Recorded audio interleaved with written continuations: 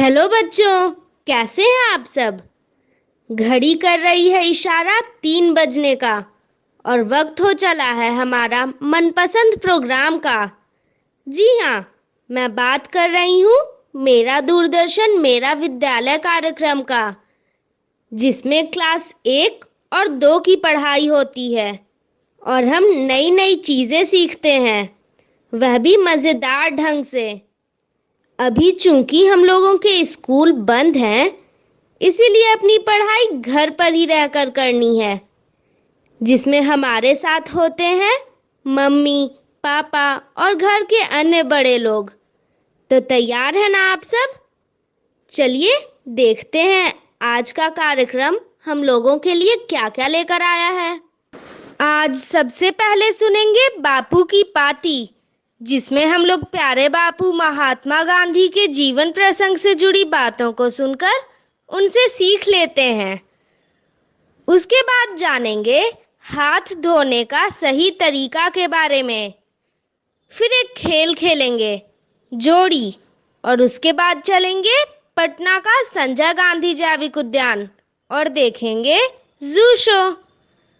और अंत में जानेंगे फर्स्ट एड बॉक्स के बारे में। तो चलिए शुरू करते हैं शिक्षा और मनोरंजन से भरा आज का ये एपिसोड।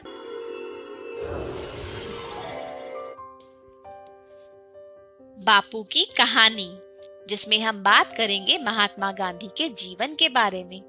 पिछली बार हमने ये जाना कि पिता की मृत्यु के बाद गांधी परिवार की हालत डगमगा गई। पिता के मित्र ने ये सलाह दी कि बापू को पढ़ने के लिए विलायत भेज दिया जाए, और बापू ने विलायत जाने के लिए उनकी सलाह मान ली। माँ की चिंता दूर करने के लिए मोहन ने कसम खाई कि वो विदेश में शराब और मांस को हाथ नहीं लगाएंगे और ना ही कोई गलत काम करेंगे। मोहन ने अपनी पत्नी और नवजात बेटे से विदा ली और मुंबई की तरफ निकल गए। अब तक मोड़ बनिया जाति से कोई भी विदेश नहीं गया था। मुंबई में जाति पंचायत बैठी, जिसमें मोहन से कहा गया कि वो विदेश ना जाएं, क्योंकि उनके अनुसार विदेश में धर्म की रक्षा हो ही नहीं सकती, और अगर मोहन गए इसका मतलब वो आज से जात से बाहर माने जाएंगे और कोई भी उनकी मदद नहीं करेगा। मोहन के बड़े भाई ने जाति पंचायत पर ध्यान नहीं दिया और उनके विदेश जाने के लिए धन का इंतजाम कर दिया। 4 सितंबर 1887 को मोहन पानी के जहाज से इंग्लैंड रवाना हो गए। एक अनुभवी वकील ने मोहन को अपने कमरे में रख लिया था। बाकी सभी यात्री यूरोपीय थे। मोहन अंग्रेजी में बात करने में थोड़ा हिचकिचाते थे, तो वो दिन भर अपनी कोठरी में ही रहते थे। पहले दिन ही नई जगह के तौर तरीके सीखने में गलती हो गई। मोहनदास सफेद कपड़े पहने अकेले व्यक्ति थे। कुछ हिंदुस्तानी लोग मोहनदास की मदद के लिए आगे आए। इनमें मुख्य थे एक डॉक्टर प्राण जीवन मेहता। आगे चल के वे गांधी जी के प्रिय मित्र और समर्थक भी बन गए। शुरू के महीनों में तो मोहनदास बहुत दुखी थे। घोर असुविधा थी, सब कुछ पराया था। घर की याद सताती थी, खासतौर पे भोजन के समय। माँ के सामने मांस ना खाने की कसम खाई थी, लेकिन लंदन में शाकाहारी खाना बहुत बेस्वाद होता था। सिर्फ ब्रेड और उबली सब्जियां मिलती थी तीनों समय। कहाँ तो माँ के हाथ से बना स्वादिष्ट मसालेदार भोजन रोज मिलता था, और अब कहाँ एक दीवान के बेटे की फांके की नौबत आ गई थी। यहाँ पैदल चलने और पढ़ने की बचपन की आदत बहुत काम आई।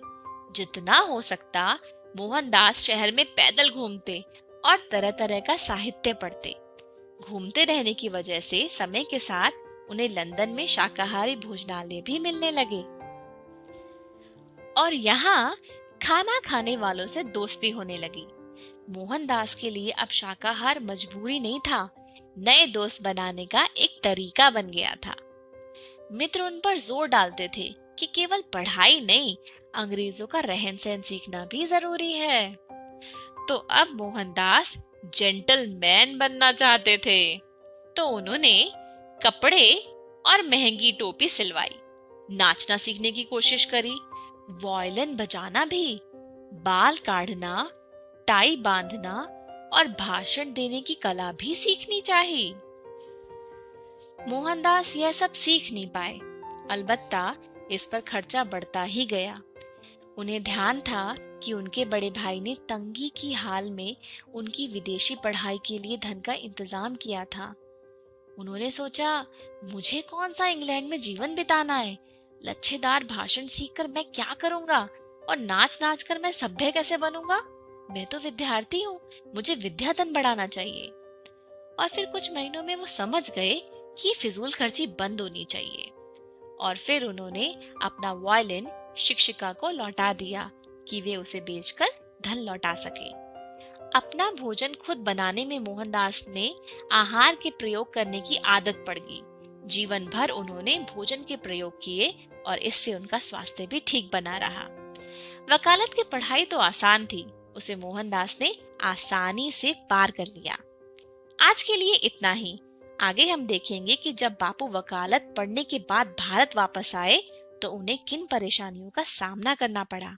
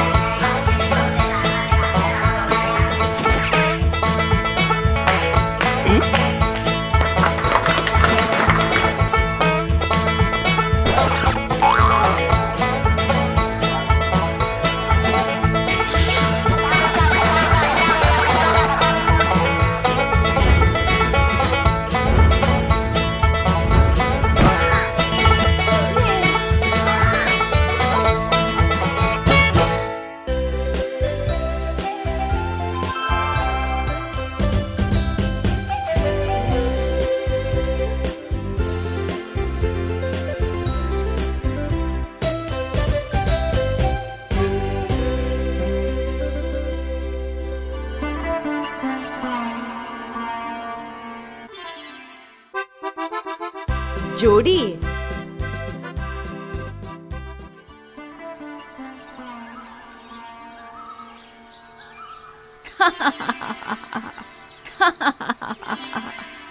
दादी माँ, आप क्यों हंस रही हैं? कुछ नहीं चीनू, बस ऐसे ही। नहीं दादी माँ, कुछ तो बात है। आप बिना बात तो नहीं हंसती। हाँ दादी माँ, जरूर कोई बात है, जरा हमें भी बताओ। इस प्यारी सी चिड़िया को देखकर मुझे एक कहानी याद आ गई थी, जिसे याद करके मैं मुस्कुरा रही थी। कहानी दादी माँ? कौन सी कहानी? हमें भी तो सुनाओ। पर मुझे पूरी कहानी नहीं आती। ऐसा हो ही नहीं सकता कि हमारी दादी को पूरी कहानी याद न हो। हाँ हाँ बच्चों, मैं जानती हूँ, तुम कहानी सुने बिना नहीं मानोगे। हाँ हाँ, हम कहानी जरूर सुनेंगे। तो सुनो। एक जंगल था, बहुत बड़ा, बहुत सुंदर, बहुत घना। उस जंगल में रहती थी एक चिड़िया, बहुत सुंदर सी एक चिड़िया। चिड़िया इधर उधर फुदकती रहती थी। उस चिड़िया ने एक बड़े से पेड़ पर एक सुंदर सा घोंसला बनाया था। घोंसला जो सचमुच बहुत सुंदर था। वह दूर दूर से कोमल कोमल से तिनके चुनकर लाती।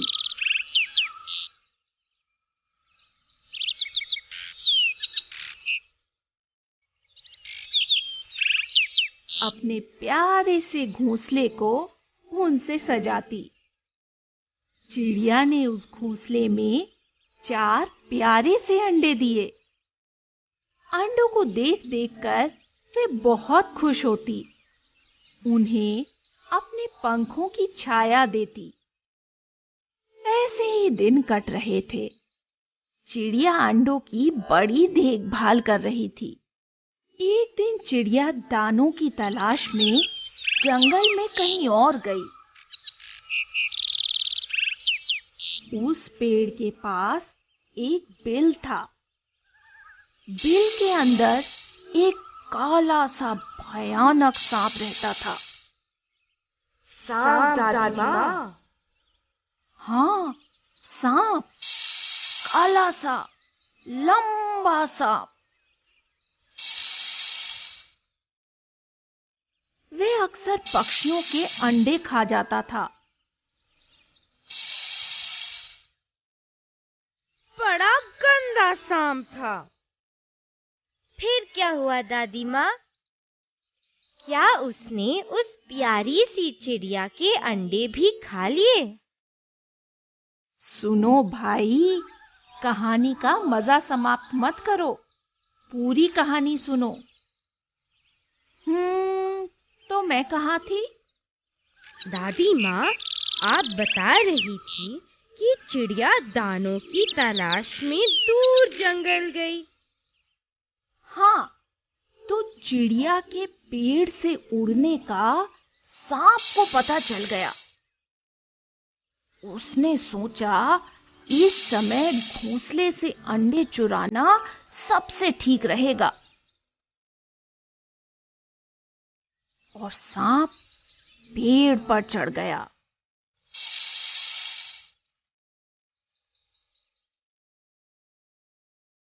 उसने इधर उधर सूंघा। वह धीरे धीरे अंडों के पास गया और एक अंडा खा गया। फिर चुपके से अपने बिल में छिप गया।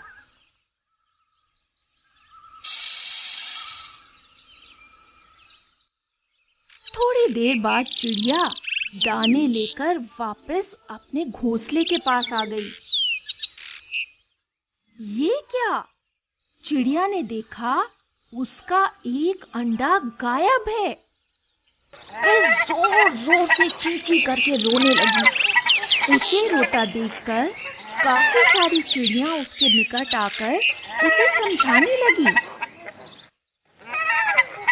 रो मत बहन, अब जो होना था वो हो गया। आगे ध्यान रखना। चिड़ियों का शोर सुन सांप बिल से बाहर निकला और बोला,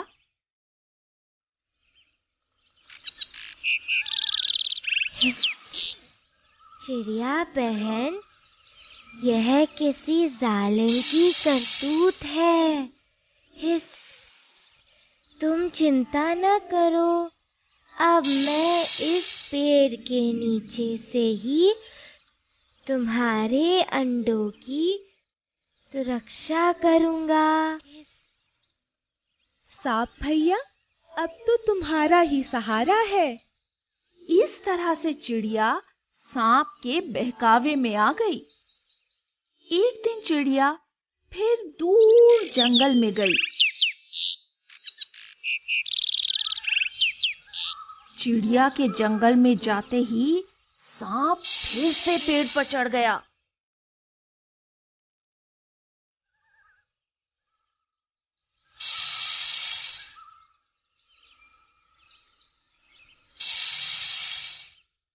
इस बार उसने 2 अंडे गटक लिए।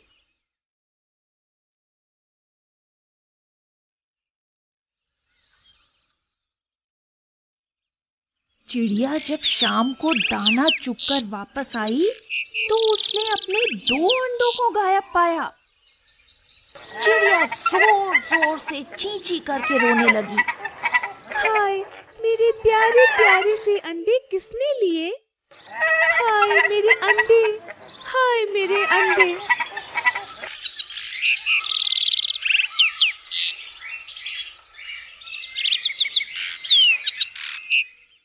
अब मैं यहाँ पर नहीं रहूंगी। मैं अपने इकलौते अंडे को लेकर कहीं दूर चली जाऊंगी। फिर चिड़िया तिनकों से एक छोटी सी टोकरी बनाती है।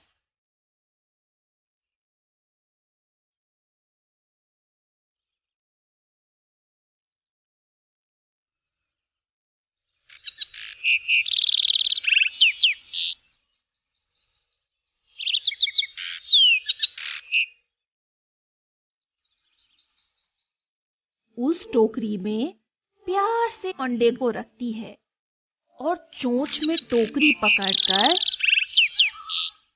दूर सुनसान जगह पर ले जाती है।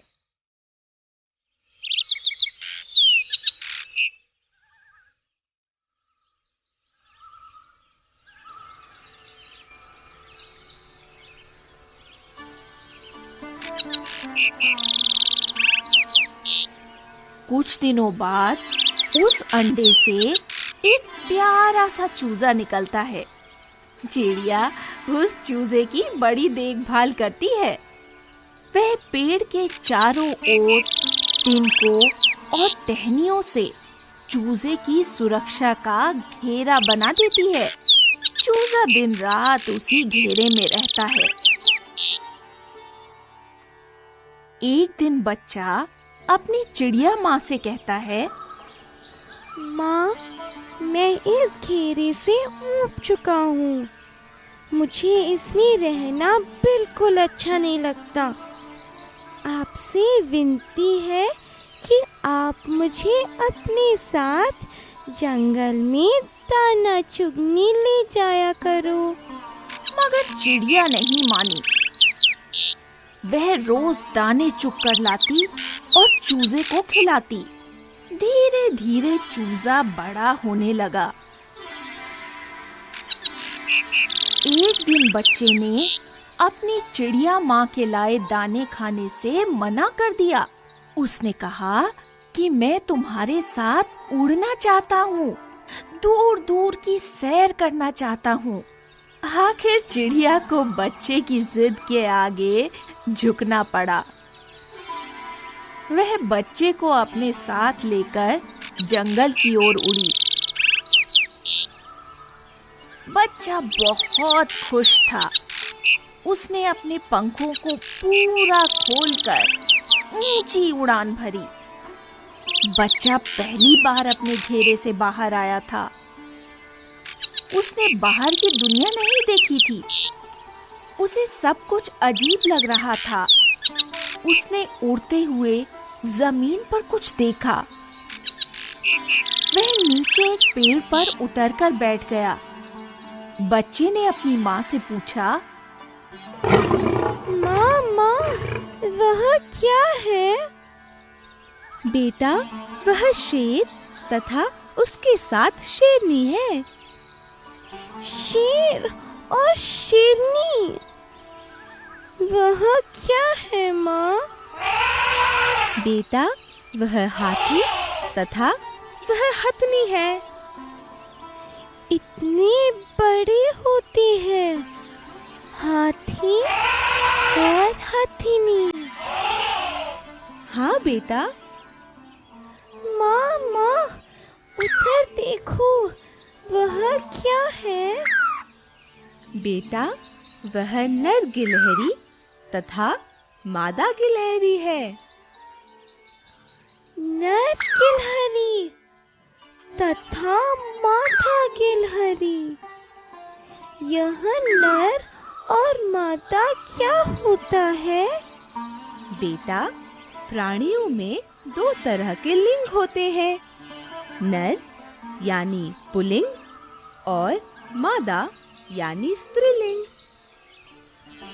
पुल्लिंग और स्त्रीलिंग। बेटा, तेरा कसूर नहीं है। मैंने ही तुझे इस प्यारी सी दुनिया से दूर रखा था। चल अब मेरे साथ उड़।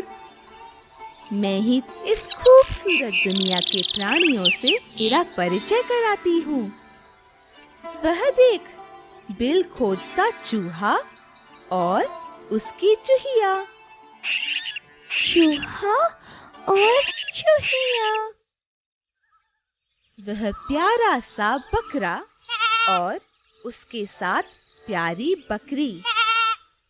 बकरा और बकरी। वह सुअर और वह सुअरनी। वह बंदर चाचा और बंदरिया चाची। बंदर के साथ बंदरिया। मगर चाचा और चाची क्या है? बेटा, रिश्तों के साथ भी लिंग लगाना पड़ता है। जैसे तुम मेरे बेटे हो। यदि तुम स्त्रीलिंग होते तो मेरी बेटी होती। इसी तरह मौसा मौसी और नाना और नानी आदि। मौसा मौसी, नाना नानी। पिता के छोटे भाई चाचा तथा उनकी पत्नी चाची। पिता के बड़े भाई ताऊ तथा उनकी पत्नी ताई। तथा पिता के पिता दादा तथा दादा की पत्नी दादी कहलाती है। चाचा चाची, ताऊ ताई, दादी दादा। वह देख जमीन पर रेंगता हुआ नाग और नागिन का जोड़ा। नाग और नागिन। चलो अब तुम्हें इंसानों की दुनिया में ले जाती हूँ। वहाँ की दुनिया भी बहुत खूबसूरत है। वह देखो, यह एक विद्यालय है। यहाँ बच्चे पढ़ने आते हैं। इन्हें शिष्य और शिष्या या छात्र और छात्रा कहते हैं। उन्हें जो पढ़ा रहे हैं वे अध्यापक तथा अध्यापिका हैं। शिष्य शिष्या, छात्र छात्रा, अध्यापक अध्यापिका। उस मंदिर की ओर देखो, वहाँ वह मूर्ति देव की है और वह मूर्ति देवी की। और उनके सामने पंडित और पंडिताइन पूजा कर रहे हैं। देव देवी, पंडित पंडिताइन। उस सुंदर से घर को देखो। उसके बगीचे में सेठ और सेठानी चाय पी रहे हैं। उनके साथ वह पुरुष जो खड़ा है वह नौकर है और वह स्त्री नौकरानी। सेठ सेठानी, नौकर नौकरानी। अब मैं तुम्हें महल दिखाती हूँ। जहाँ राजा रानी रहते हैं। उनके सामने जो दो लोग गा रहे हैं वे गायक तथा गायिका हैं। साथ में राजा के सेवक तथा सेविका भी खड़े हैं। राजा रानी, गायक गायिका, सेवक, सेविका। राजा के साथ उनके 2 बच्चे भी हैं। राजा की बेटी राजकुमारी और बेटा राजकुमार। राजकुमार बहुत गुणवान तथा राजकुमारी गुणवती है। माँ, राजकुमार कितना रूपवान है। और राजकुमारी भी तो रूपवती है। रूपवान, रूपवती। माँ, यह दुनिया तो बहुत अच्छी है। हर चीज का जोड़ा है। क्या मेरा भी जोड़ा बनेगा? हाँ बेटा, तुम चिड़ा हो। तुम्हारी जोड़ी किसी अच्छी चिड़िया से बनेगी। चिड़ा, चिड़िया, मेरा भी जोड़ा बनेगा। अलविदा दोस्तों।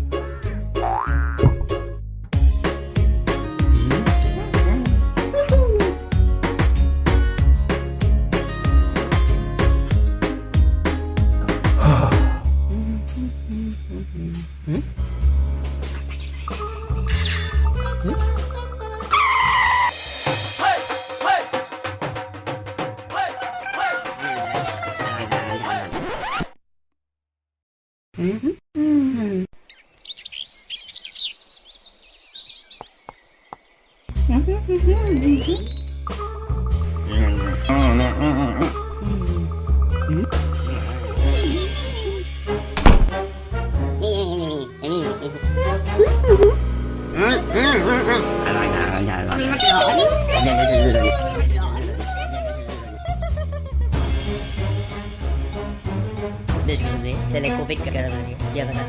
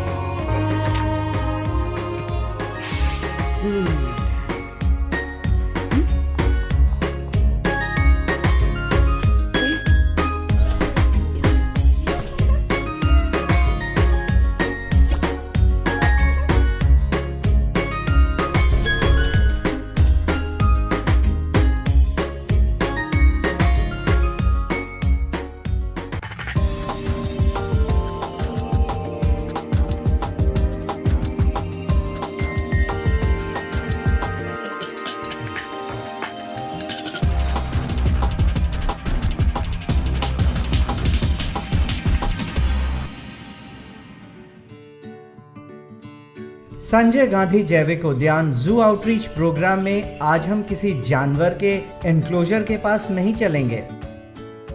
हम चलेंगे जानवर के बच्चे के पास। संजय गांधी जैविक उद्यान के सफल प्रबंधन और देखभाल का ही नतीजा है कि आज यहाँ मौजूद लगभग सभी जल, थल और आकाश में रहने वाले जानवरों का प्रजनन हुआ है। सबसे पहले हम बात करेंगे गेंडा के बच्चे की। संजय गांधी जैविक उद्यान में अभी कुछ दिन पहले ही एक गेंडे का जन्म हुआ है। भारतीय मादा गेंडा साल के किसी भी महीने में गर्भधारण कर सकती है। 16 से 18 महीने गर्भधारण के बाद मादा गेंडा सामान्यतः एक बार में एक बच्चे को जन्म देती है और फिर 3 साल के बाद दूसरे बच्चे के जन्म के लिए तैयार हो जाती है।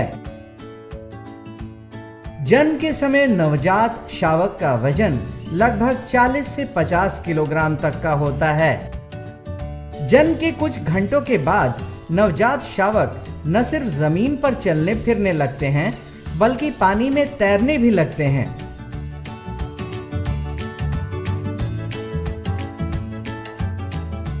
नर भारतीय गेंडा लगभग 10 साल की उम्र में प्रजनन योग्य हो जाते हैं। वहीं मादा गेंडा 9 से 10 साल की उम्र में प्रजनन योग्य होती है। बच्चे को संभालने का काम मादा गेंडा करती है, जबकि नर गेंडा अपने आधिपत्य क्षेत्र की रक्षा करता है।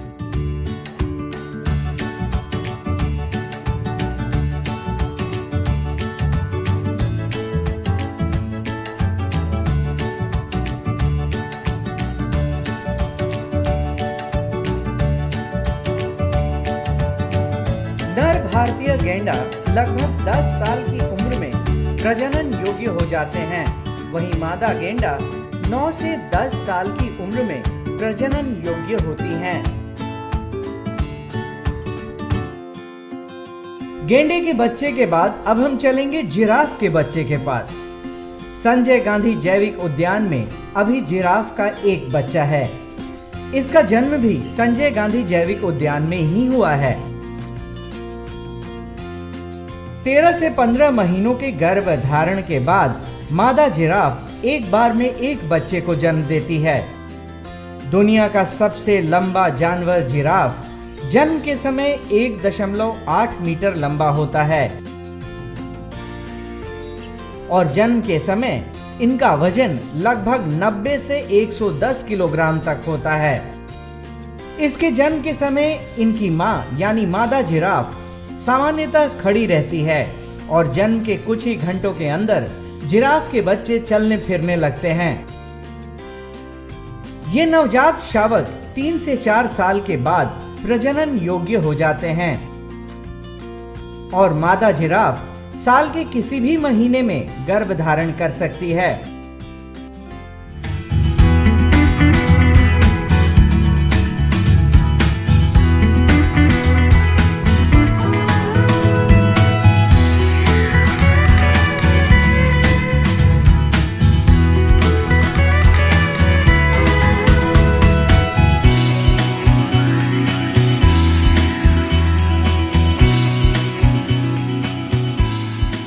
जिराफ के बच्चे के बाद अब हम बात करेंगे भालू के बच्चे की।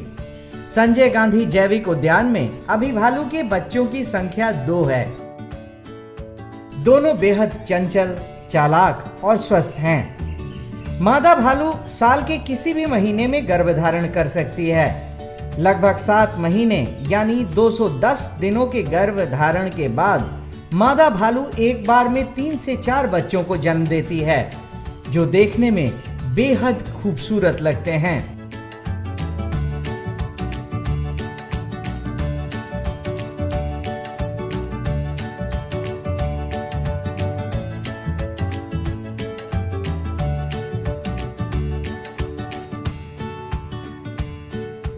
जन्म के समय बच्चे का वजन लगभग 700 ग्राम से 100 किलोग्राम तक होता है। साथ ही जन्म के 1.5 से 2 महीने के बाद नवजात शावक चलने फिरने लगते हैं। भालू के बच्चे जन्म के 3 से 4 साल के बाद प्रजनन योग्य हो जाते हैं।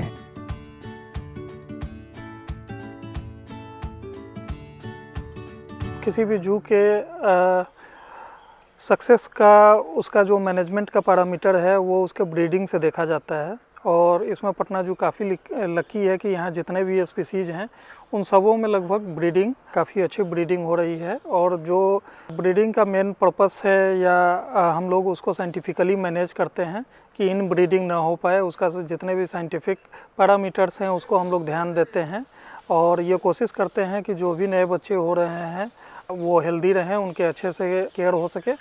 हम लोग कंफर्म हो जाते हैं कि सक्सेसफुल मेटिंग हुआ है एनिमल का, तो उसके बाद उनका रिकॉर्ड कीपिंग और एक लंबा एक्सरसाइज होता है जो उन पे ध्यान देने के लिए किया जाता है, जिसमें जो डॉक्टर की टीम होती है उनके प्रेगनेंसी पीरियड में पूरे उनका मेडिकेशन से लेकर हर एक चीज़ों पे ध्यान दिया जाता है और ध्यान रखते हैं।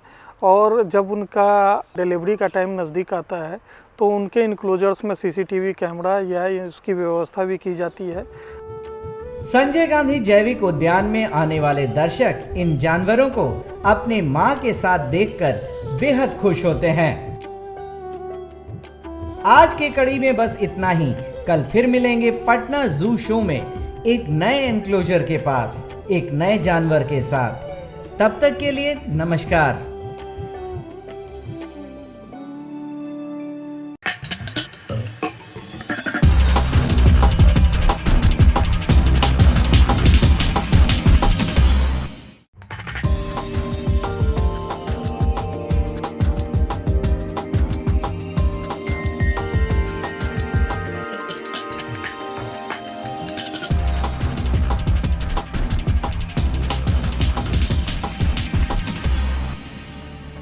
संजय गांधी जैविक उद्यान जू आउटरीच प्रोग्राम में आज हम हॉक डियर यानी पाढ़ा हिरन और बार्किंग डियर यानी काकर हिरन के पास चलेंगे। पाढ़ा, जिसे अंग्रेजी में हॉक डियर कहते हैं, ये एक छोटा सा हिरन है जिसका आवासीय क्षेत्र पाकिस्तान से लेकर उत्तरी भारत और मुख्य भूभागीय दक्षिण पूर्वी एशिया तक फैला है।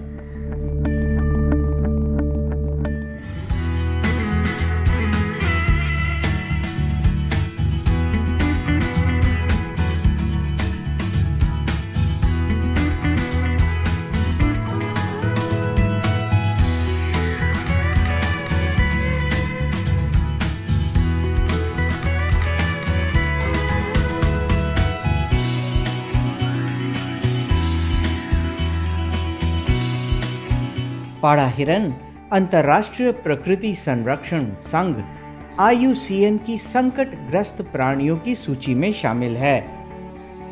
इसकी औसत आयु 15 से 20 वर्ष तक होती है और इसका वजन 35 से 45 किलोग्राम तक होता है। ये आकार में बहुत छोटे होते हैं। नर पाढ़ा हिरन की ऊंचाई 65 से 75 सेंटीमीटर और मादा पाढ़ा हिरन की ऊंचाई 60 से 65 सेंटीमीटर तक होती है, जबकि इनकी लंबाई 105 से 115 सेंटीमीटर तक होती है। इनका अगला पैर पिछले पैर से ज्यादा छोटा होता है। ये ज्यादातर समूह के बजाय एकांत में रहना पसंद करते हैं और इनके समूह में अधिक से अधिक 2 से 5 पाढ़ा हिरणों की संख्या होती है। हॉक डियर पूर्णतः शाकाहारी होते हैं। ये केवल वनस्पति खाते हैं। इनके आहार में घास, हरी पत्ती, फल फूल और गिरे हुए पत्ती शामिल है। इनका गर्भकाल 210 से 240 दिनों का होता है। नर पाढ़ा हिरन के ऊपर सींग होता है। जब हम इनके मॉर्फोलॉजिकल फीचर्स की बात करते हैं तो इसमें चीतल से ही मिलते जुलते जो इनके स्किन का कोट होता है वो पाया जाता है। इस पे भी स्पॉट्स होते हैं, लेकिन ये उतने प्रोमिनेंट नहीं होते हैं जितने कि चीतल में पाया जाता है। इनका हाइट भी चीतल से कम होता है। जो मेल होते हैं उनमें एंटलर्स पाया जाता है, फीमेल में नहीं होता है, जिसे ये एनुअली शेड कर देते हैं। 3 साल में जो फीमेल होती हैं वो एडल्ट हो जाती हैं और गर्भ धारण कर सकते हैं। इसके अतिरिक्त ये मेनली ये हर्बीवोर हैं और घास, कंदमूल और पत्तियाँ इत्यादि खा करके अपना जीवन यापन करते हैं। इनको शेड्यूल 3 में रखा गया है वाइल्ड लाइफ प्रोटेक्शन एक्ट में। पटना जू में इनकी संख्या लगभग 40 के आसपास है और इनके लिए काफ़ी नेचुरलिस्टिक इनक्लोजर है जिसमें बड़े बड़े वृक्षों को देखा जा सकता है। बार्किंग डियर यानी काकर हिरन अन्य हिरणों की तरह ही स्तनधारी जानवर है। यह अपनी सुंदर आंखें और बुद्धिमत्ता के लिए जाना जाता है। ये बहुत ही चंचल होता है, जिसके कारण लोग इसे बेहद पसंद करते हैं। ये संभवतः सभी प्रजातियों के हिरणों में सबसे पुराना है। इसे धरती पर 150 से 350 लाख वर्ष पूर्व देखा गया। इसके जीवाश्म फ्रांस, जर्मनी और पोलैंड में पाए गए हैं। इसका वैज्ञानिक नाम मुंटियाकस मुंचाक है। आज इसकी जीवित प्रजाति दक्षिण एशिया के मूल निवासी हैं और ये भारत से लेकर श्रीलंका, चीन, दक्षिण पूर्वी एशिया, इंडो चाइना, पूर्वी हिमालय और म्यांमार में पाए जाते हैं। नर काकर हिरण का वजन मादा काकर हिरण से थोड़ा ज्यादा होता है। नर काकर हिरण का वजन 14 से 28 किलोग्राम होता है। इसका औसतन जीवन काल 18 से 25 वर्ष का होता है। इसके बाल छोटे और मुलायम होते हैं। बालों का रंग भूरा या स्लेटी होता है और कभी-कभी उनमें सफेदी भी झलकती है। खतरे का आभास होने पर यह जो ध्वनि निकालता है वह भौंकने के समान होता है। इसीलिए इसको अंग्रेजी में बार्किंग डियर भी कहते हैं। यह अपने आकार के विपरीत काफी उग्र हो सकते हैं। बार्किंग डियर का गर्भकाल 160 से 170 दिनों का होता है और ये एक बार में 1 या 2 बच्चे को जन्म देते हैं। ये घास, हरी पत्ती, फल फूल खाना पसंद करते हैं। बार्किंग डियर जो हैं, इसे हिंदी में कोटरा भी कहा जाता है। ये संपूर्ण भारत में पाए जाते हैं। इनका रंग जो होता है गहरे भूरे रंग का होता है और इनका स्वभाव होता है कि ये काफ़ी हर्ड में भी रहते हैं, कभी अकेले भी ज़्यादा पसंद करते हैं। ये सुबह और शाम में कॉल बहुत अजीब तरह का आवाज़ निकालते हैं जो और हिरणों की प्रजाति से इन्हें भिन्न करता है। एक मुख्य बात होती है बार्किंग डियर में, एक नर जो होते हैं उनके अपर कैनाइन जो ऊपर वाले जो दांत होते हैं वो बाहर निकले हुए रहते हैं और मादा में ये नहीं पाया जाता है। बार्किंग डियर के जो सींग होते हैं वो काफ़ी छोटे होते हैं और बार्किंग डियर के सर पर एक भी शेप का आकार बना हुआ रहता है जो और हिरणों की प्रजाति से इसे बिल्कुल अलग करता है। संजय गांधी जैविक उद्यान में इनके रख रखाव में हम लोग इनको घास, पत्ते, अनाज इत्यादि देते हैं। ये फल भी खाते हैं। घास, पत्ते, अनाज प्रमुख रूप से इन्हें दिया जाता है। यहाँ मल्टीग्रेन्स भी मिक्सचर भी हम लोग बना करके देते हैं। गर्मियों में इनके लिए पानी की सुविधा भी की गई है ताकि ये गर्मी महसूस ना कर सकें। आज की कड़ी में बस इतना ही। कल फिर मिलेंगे पटना जू शो में एक नए एनक्लोजर के पास एक नए जानवर के साथ। तब तक के लिए नमस्कार।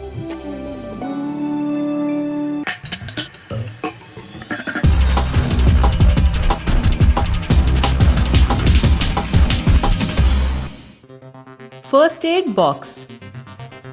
घायल होने या अचानक बीमार पड़ने पर आपातकालीन उपचार करना पड़ता है।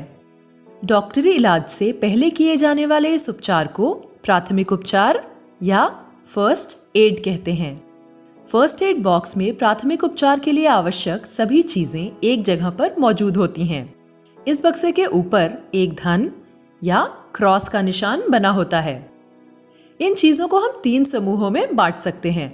एंटीसेप्टिक यानी रोगाणुरोधक पदार्थ, ये क्रीम, पाउडर या द्रव के रूप में होते हैं। इनका इस्तेमाल जख्म साफ करने के लिए किया जाता है। अलग अलग प्रकार की पट्टियां, gauze roll, adhesive tape, crepe bandage, इन्हें जख्म पर चिपकाने या उस पर बांधने के लिए इस्तेमाल किया जाता है। सहायक औजार, दस्ताने यानी ग्लव्स, कैंची यानी सिजर, चिमटी यानी फोर्सेप। चलो देखते हैं कि घरों और स्कूलों के फर्स्ट एड बॉक्स में क्या क्या होता है। हाइड्रोजन पेरोक्साइड, इसकी बोतल पर H2O2 लिखा होता है जो इसका रासायनिक नाम है। हाइड्रोजन पेरोक्साइड घावों को साफ करने के लिए इस्तेमाल किया जाता है। डेटॉल, ये एक एंटीसेप्टिक द्रव है। डेटॉल का उपयोग घावों में संक्रमण या इन्फेक्शन रोकने के लिए किया जाता है। आयोडीन टिंक्चर या टिंक्चर ऑफ आयोडीन, यह भी एक एंटीसेप्टिक द्रव है। यह डेटॉल की जगह इस्तेमाल किया जाता है। पोविडोन आयोडीन पाउडर, यह भी एक एंटीसेप्टिक है मगर यह पाउडर होता है। यह छोटी मोटी खरोंचों और कटे के उपचार में इस्तेमाल किया जाता है। पोविडोन आयोडीन मरहम, ये एक एंटीसेप्टिक है। इसे सीधे घाव पर लगाया जाता है और फिर गॉज पीस से ढककर मरहम पट्टी कर दी जाती है। बर्नॉल एंटीसेप्टिक और एंटीबैक्टीरियल यानी जीवाणुरोधक है और यह पेस्ट या मरहम के रूप में आता है। यह छोटे मोटे जलने, छिलने और कटने के उपचार में काम आता है। क्रेप बैंडेज, ये कपड़े की लंबी पट्टी का बंडल होता है। एड़ी या कलाई में मोच आने पर इसे सूजन कम करने के लिए बांधा जाता है। कसकर बांधने से यह रक्त प्रवाह को भी प्रभावित करती है, इसलिए इसे बहुत सावधानी से बांधा जाता है। गॉज रोल, जख्म को ढकने के लिए या मरहम पट्टी को खिसकने से रोकने के लिए इसका इस्तेमाल किया जाता है। इसे पतली या छोटी पट्टियों में काटा जाता है और उनके अंदर एंटीसेप्टिक लगाकर जख्म पर मरहम पट्टी की जाती है। एडहेसिव टेप एक प्रकार की चिपकने वाली पट्टी होती है। इसका इस्तेमाल जख्म को मरहम पट्टी करते वक्त किया जाता है। यह किस सामग्री से बना है और इसका क्या इस्तेमाल होना है, इसके अनुसार अलग अलग तरह के एडहेसिव टेप आते हैं। कॉटन रोल, जख्म पर मरहम पट्टी करने में कॉटन यानी रुई बहुत ज़रूरी होती है। कॉटन के गोले पर थोड़ा सा एंटीसेप्टिक लगाकर उसे जख्म पर रख दिया जाता है। कॉटन द्रवों को सोख लेती है। यह खून या स्राव पोंछने के काम भी आती है। बैंडेड एक प्रकार की चिपकने वाली पट्टी होती है जो छोटे मोटे घावों के उपचार में इस्तेमाल की जाती है। इस पट्टी का मध्य भाग रोगाणुरोधक सामग्री से बना होता है।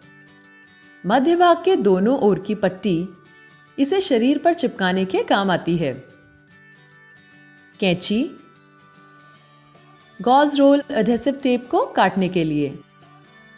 फोर्सेप, जख्म से चिपकी हुई लकड़ी के कण या नुकीले टुकड़े निकालने के लिए।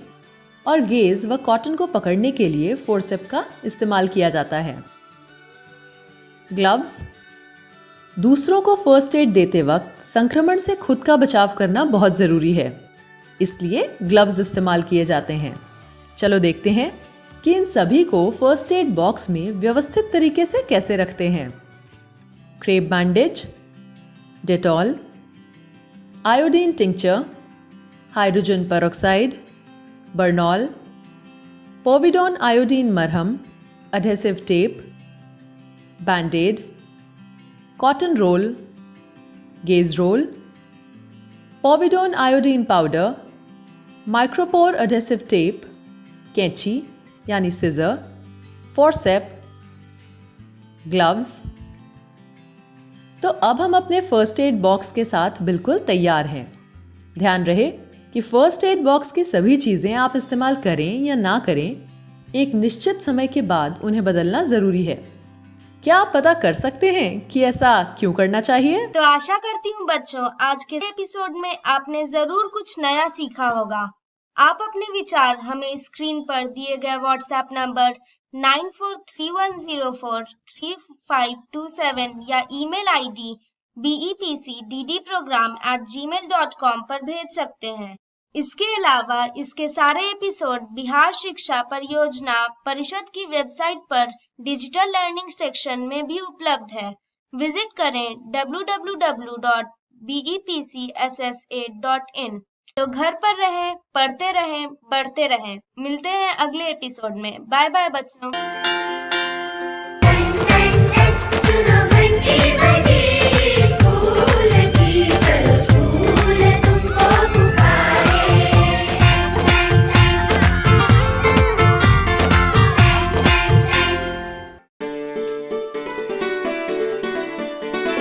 डर से नहीं, तैयारी से आगे कदम बढ़ाना है। रुकी जिंदगी में चहल पहल वापस फिर से लाना है। धोकर हाथ पहन कर मास्क सुरक्षित जीवन चलाना है। सुरक्षित जीवन चलाना है। डर कर नहीं, तैयारी से आगे कदम बढ़ाना है। टीकाकरण की शुरुआत हो गई है, पर पहले की तरह हमें मास्क लगाना और 2 गज की दूरी बनाए रखना अभी भी जरूरी है। स्वास्थ्य विभाग और सूचना एवं जनसंपर्क विभाग बिहार सरकार द्वारा जनहित में जारी। जीतेगा बिहार। सरकार लाई है विद्यार्थियों के लिए डिजिटल लाइब्रेरी। बच्चों के उज्जवल भविष्य के लिए बिहार सरकार है सदा अग्रसर और तैयार। कक्षा 1 से कक्षा 12 तक के सभी पाठ्य पुस्तक पूरक सामग्री एवं वीडियो अब शिक्षा विभाग बिहार सरकार द्वारा विकसित पोर्टल पर है उपलब्ध। अध्ययन सामग्री देखने के लिए bepclots.bihar.gov.in पर विजिट करें अथवा एंड्रॉइड मोबाइल पर गूगल प्ले स्टोर से ई-लॉट्स ऐप डाउनलोड करें। शिक्षकों, अभिभावकों एवं बच्चों से अनुरोध है कि इस ई-लाइब्रेरी का अधिक से अधिक लाभ उठाएं और अपनी पढ़ाई जारी रखें। आशा करती हूँ बच्चों आज आपको बहुत मजा आया होगा और आपने इल्मों से बहुत कुछ सीखा भी होगा। तो मिलते हैं अगले एपिसोड में।